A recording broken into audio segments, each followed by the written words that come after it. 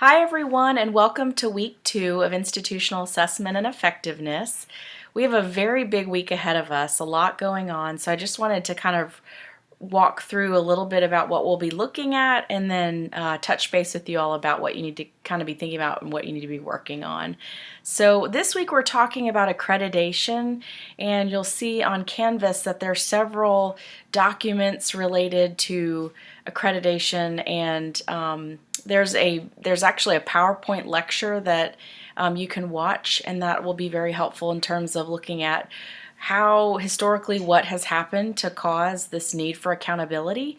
And there's each area has accreditation standards, whether it's like we have the middle states that is our regional accrediting body, and then there might be one in the southeast, the Midwest. So a lot of you guys are from different parts of the country, and so it would be good for you to think about and look into who is the regional accreditation body for my institution where I work.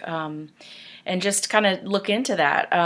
Some of you guys with your projects that you're doing, you do have to do some background on the accreditation information for that institution, and so this is a really helpful focus this week when it comes to looking at what's important and why we have these standards. You'll also see that there's a document that's the Council for the Advancement of Standards, and this is more for the co-curricular.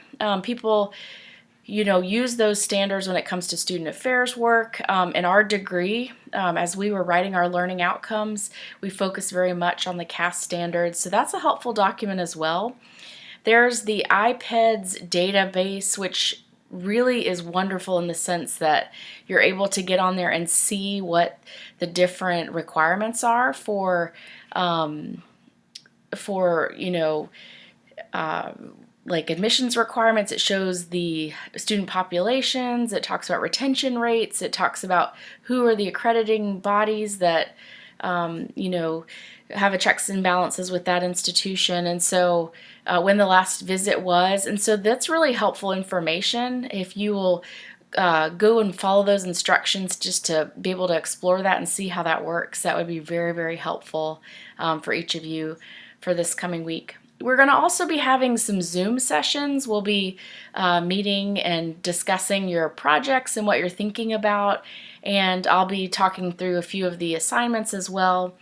And then you guys are going to be submitting your assessment plan project proposals this week. So hopefully between the information that you will be working on when we talk over Zoom, and then also just the PowerPoint video, as you watch that, you'll see some sample ideas that other students have done in this class in the past, and that might be helpful for thinking about your own project and what you're going to be studying. So definitely take advantage of those resources.